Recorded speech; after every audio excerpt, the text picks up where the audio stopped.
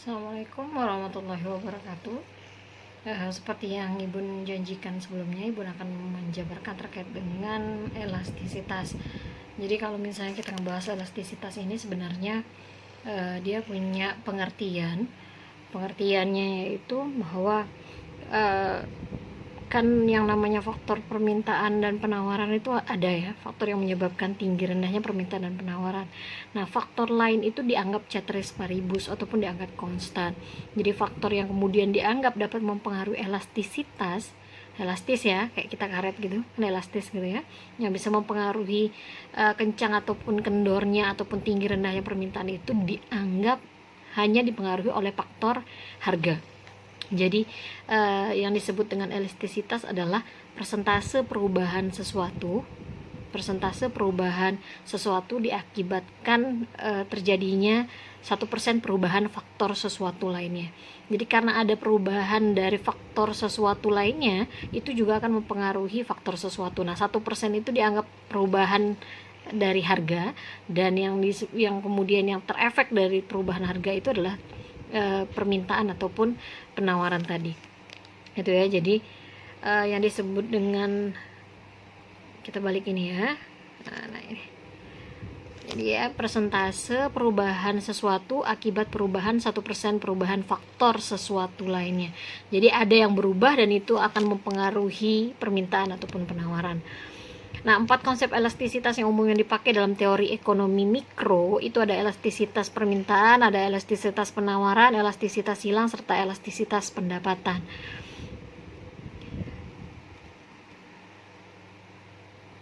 Ya, berapa perubahan yang disebut dengan elastisitas permintaan adalah berapa perubahan jumlah barang yang diminta akibat berubahnya variabel harga. Jadi yang lain itu dianggap ceteris paribus.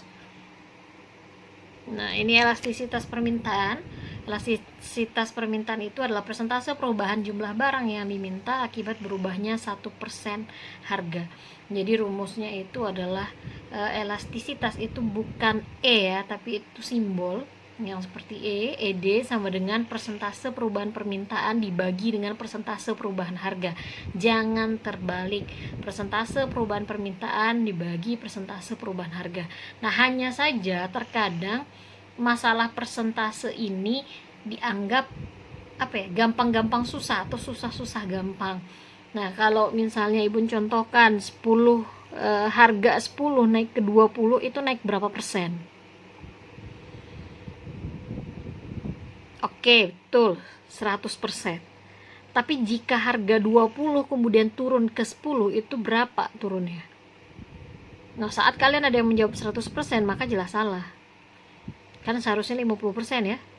20 turun ke 10, kan hilang setengahnya, 50%. Nah, ini yang persentase itu yang kemudian konsep persen itu harus kalian pelajari gitu ya. Jadi ada persentase kenaikan dan kemudian juga ada persentase penurunan. Nah, itu harus dipelajari tuh. Mana yang lebih dulu dikurangi dan kemudian dikali. Nah, ini rumusnya kalau nggak mau menggunakan rumus yang persentase tadi.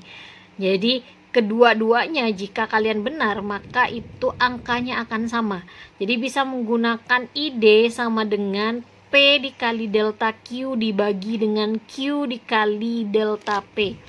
Jadi bisa dipakai dengan itu ya. Jadi sama nanti hasilnya dengan persentase perubahan permintaan dibagi dengan persentase perubahan harga. Ingat, P yang digunakan itu adalah P untuk harga pertama dan Q yang digunakan itu adalah Q untuk kuantitas yang pertama.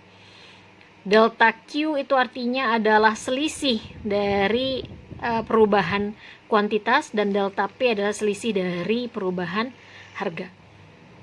Nah, elastisitas permintaan sendiri itu punya 5 kategori. Jadi ada ED lebih kecil dari 1 itu atau kita sebut dengan inelastis, kemudian ada ED lebih besar dari 1 kita sebut elastis, ED sama dengan 1 kita sebut dengan elastis unitari, kemudian ED sama dengan 0 kita sebut dengan inelastis sempurna, dan ED sama dengan tidak terhingga maka itu disebut dengan elastis sempurna. Definisinya bisa kalian lihat sendiri di PowerPoint yang sudah Ibu bagikan. Nah, jika kalian melihat dari ED sama dengan 0, ED lebih kecil dari 0, ED lebih besar dari 0, ED kemudian tidak terhingga tadi gitu ya, inelastis, elastis unitari, inelastis sempurna dan kemudian elastis sempurna, maka dapat dilihat dari grafik. Nah, yang disebut dengan elastis itu, maka kita akan melihat kurva dari elastisitas permintaannya landai. Kenapa seperti itu? Kalau misalnya kalian tarik garis lurus, garis putus-putus gitu ya, maka akan terlihat besaran perubahan P itu lebih kecil dibandingkan besaran perubahan Q. Nih lihat, kalau ditarik garis putus-putus ya, maka jelas Q itu perubahan Q itu lebih besar dibandingkan perubahan P, maka otomatis dia akan lebih besar dari 1. Maka inilah yang disebut dengan elastis. Kemudian selanjutnya ada yang disebut inelastis. Kalau inelastis itu artinya adalah delta Q-nya, ya persentase perubahan Q-nya itu ternyata lebih kecil. Ini kalau kalian tarik garis lurus-lurus lagi ke bawah, lebih kecil dibandingkan perubahan dari P, perubahan dari harga. Sehingga Q dibagi P-nya lebih kecil Q dibanding P, sehingga akan menghasilkan angka kecil dari 1. Saat menghasilkan angka kecil dari 1, itulah yang disebut dengan inelastis. Artinya adalah harga berubah, walaupun harga berubah banyak, tapi ternyata tidak mempengaruhi terlalu besar terhadap permintaan, gitu ya. Kemudian ada yang disebut dengan elastis uniter atau unitary, gitu ya. Nah, ini di mana antara Q, perubahan Q dan kemudian perubahan P itu sama besar. Jadi kalau perubahan Q dibagi perubahan P itu akan menghasilkan 1. Nah, saat menghasilkan 1 itulah yang disebut dengan uniter. Jadi 1% perubahan harga akan mempengaruhi 1% perubahan permintaan. Ya. Kemudian ada disebut dengan permintaan elastis sempurna. Nah, kalau disebut elastis sempurna adalah sebenarnya harga nggak berubah nih, gitu ya. Harga nggak berubah, tapi ternyata permintaan mengalami perubahan. Nah, itu yang disebut dengan elastis sempurna. Dan ada yang disebut inelastis sempurna, harga sudah berubah total gitu ya, tapi ternyata tidak mempengaruhi adanya perubahan permintaan. Inilah yang disebut dengan inelastis sempurna. Jadi tolong diingat betul ini kelima grafik ini, karena kalau kalian bisa menggambarkan kelima grafik ini, maka itu artinya kalian bisa membalikkan kembali tadi tuh slide yang sebelum slide yang ini. ED sama dengan 1, ED lebih besar dari 1, dan seterusnya ya. Nah, itu kan ada soal tuh, soalnya coba kita kerjakan yang dari A ke B. Jadi harga pertamanya itu adalah 500, kemudian turun ke 450, kemudian jumlah barang awal yang diminta 10, kemudian naik menjadi 12. Berapa elastisitasnya? Nah, sekarang coba lihat di sini. Tadi ditentukan bahwa P1 itu sama dengan 500. Sementara P2 itu sama dengan 450. Q1 sama dengan 10. Q2 sama dengan 12. Nah, kalau misalnya menggunakan rumus 1, ingat ya, nanti kalian bisa menggunakan rumus 1 sama dengan ID sama dengan P dikali delta Q dibagi Q dikali delta P. Maka tinggal kalian masukkan angka yang pertama adalah 500 dikali dengan delta Q. Delta Q-nya adalah 12 dikurang 10 ya, dibagi Q-nya itu adalah 10 dikali dengan delta P 500 dikurang 450. Maka silahkan kalian selesaikan. 500 dikali 2 dibagi 10 kali 50. Maka di sini ada 1000 dibagi 500. Maka ED yang ditemukan adalah 2. Ya, ini ED yang ditemukan 2. Nah, saat kita menggunakan rumus kedua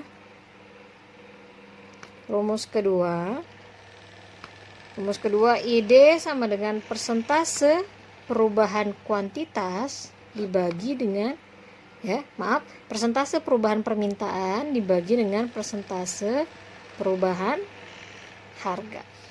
Maka harus tahu dulu persentasenya. Nah, untuk tahu persentase, maka ada dua hal yang harus kalian pelajari. Yang pertama adalah persentase kenaikan,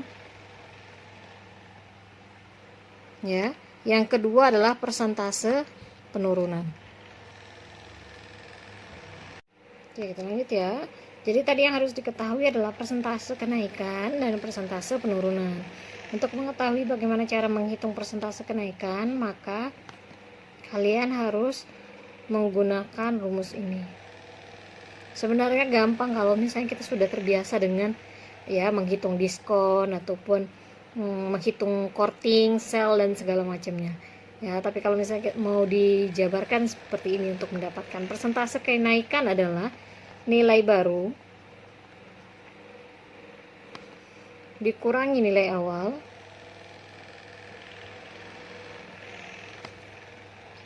kemudian dibagi dengan nilai awal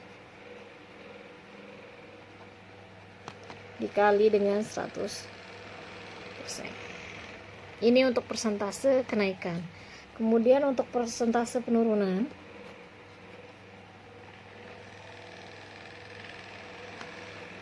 nilai awal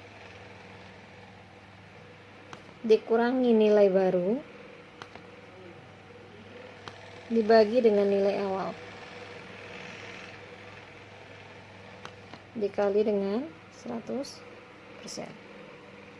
Ya, maka akan didapatkan persentase kenaikan dan persentase penurunan. Nah, kemudian kita kembali ke rumus yang kedua. Jadi rumus yang kedua itu tadi kan, coba diingat ulang, ID sama dengan persentase perubahan permintaan dibagi dengan persentase perubahan harga. Maka kita gunakan adalah, karena ini yang pertama untuk kuantitasnya tadi ada terjadi kenaikan yaitu dari 10 menjadi 12, maka kita gunakan persentase kenaikan yaitu nilai barunya 12 dikurangi dengan nilai awal 10 dibagi dengan nilai awal 10 dikali dengan 100%. Kemudian dibagi dengan yang perubahan harga itu kan ada penurunan dari 500 menjadi 450. Maka kita gunakan persentase penurunan yaitu nilai awal dikurangi dengan nilai baru dibagi dengan nilai awal dikali 100%. Maka di sini adalah 12 dikurang 10 2 dibagi dengan 10 adalah 0,2 dikali dengan 100 maka akan menghasilkan 20%. Nah, dan kemudian untuk yang selanjutnya adalah 500 dikurang 450 adalah 50 dibagi dengan 500 adalah 0,1 dikali 100 akan menjadi 10%. Red.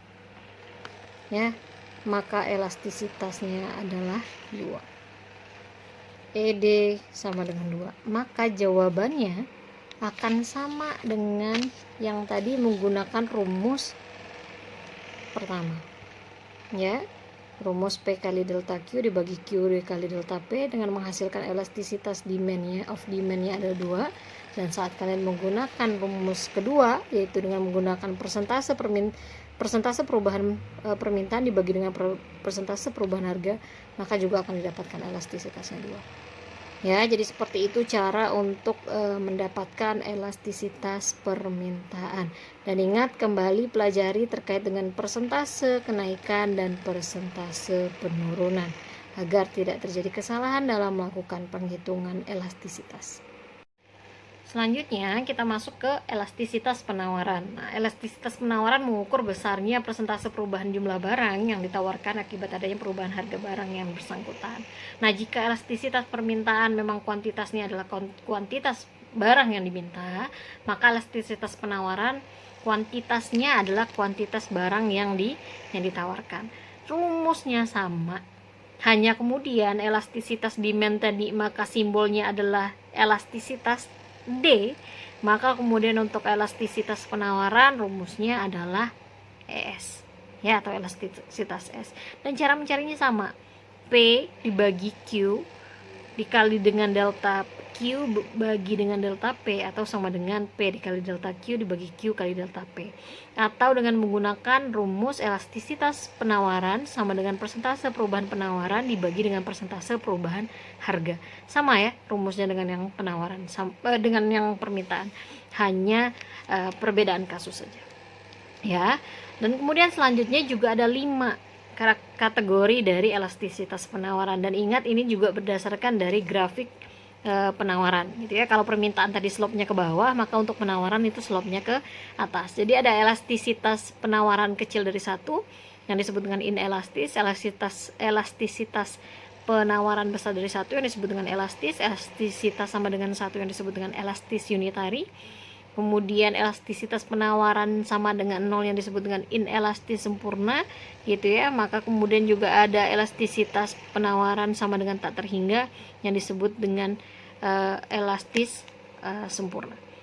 Nah, kalau kalian melihat grafik ini sama prinsipnya dengan yang permintaan tadi, hanya perbedaannya saja terletak dari pola grafik gitu ya. Kalau tadi yang penawaran adalah slope-nya ke bawah, maka untuk yang permintaan slope-nya ke bawah, maka untuk penawaran slope-nya ke atas. Sama, kalian hanya tinggal membandingkan antara perubahan Q ya, kuantitas untuk penawaran dibagi dengan perubahan harga ya. Jadi kembali pelajari terkait dengan kelima pola grafik ini. Ini contoh kasusnya.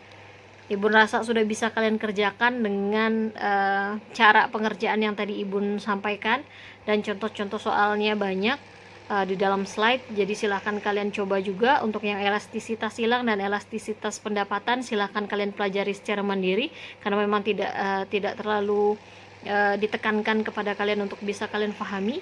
Cukup kalian pahami sampai ke elastisitas permintaan dan sampai ke elastisitas penawaran. Jika yang memiliki keingintahuan lebih dan ingin mempelajari, silahkan. Akan sangat baik jika kemudian ada yang melakukan latihan soal terkait dengan elastisitas silang dan elastisitas pendapatan gitu ya, dengan rumus-rumus yang juga sudah Ibu sampaikan di slide. Mungkin hanya itu yang bisa Ibu sampaikan, yang bisa saya sampaikan. Terima kasih banyak. Selamat belajar secara mandiri, terutama jangan abai dengan yang persentase tadi, karena kalau menurut Ibu pribadi sih lebih mudah untuk menyelesaikan yang persentase, karena hitung-hitungannya sudah biasa, dibandingkan kemudian kita mengalihkan yang angkanya akan menjadi semakin lebih besar, dan kemudian kita akan membagi dengan angka yang juga semakin lebih besar. Jadi akan lebih sulit kalau misalnya ternyata tidak bekerja dengan menggunakan kalkulator ataupun alat bantu hitung lainnya. Baik, mungkin hanya itu. Terima kasih. Assalamualaikum warahmatullahi wabarakatuh.